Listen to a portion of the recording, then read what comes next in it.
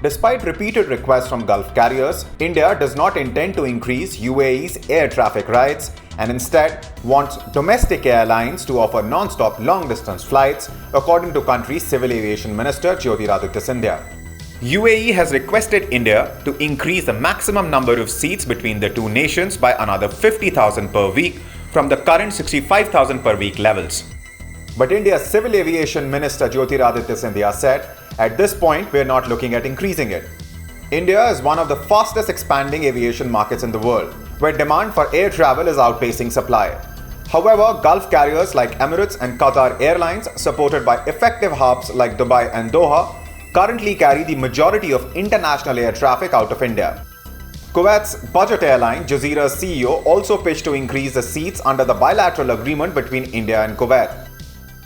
The agreement between the state of Kuwait and India is for 12,000 seats per week for carriers of both countries. This is currently fully utilized by both Indian carriers flying to Kuwait and Kuwaiti carriers like us flying into India. So this 12,000 seats per week limit is part of a very old agreement between India and Kuwait signed in 2007. At that time, there were only about 3 lakh Indians living in Kuwait.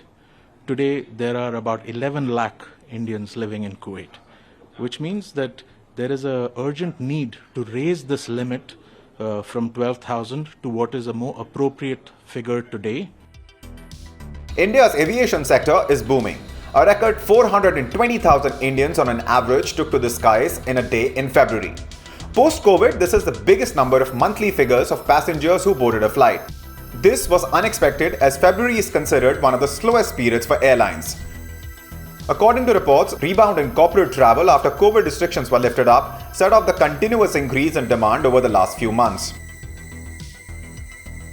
Indian government wants domestic carriers to rise up to meet this increase in demand for both domestic and international travel and has asked domestic airlines to acquire more wide-body aircrafts to satisfy demand in an effort to reclaim traffic that has been lost to foreign carriers.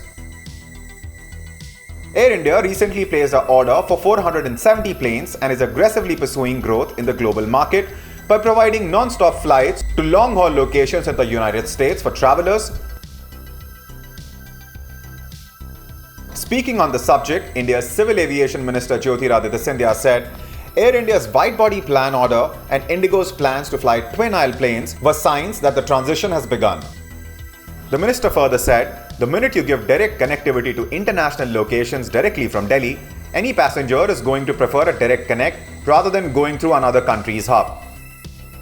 India is mobilizing to handle the transportation needs of its population of 1.3 billion by building new airports in the country's remotest parts, while also expanding capacity at metro hub airports like Delhi and Mumbai.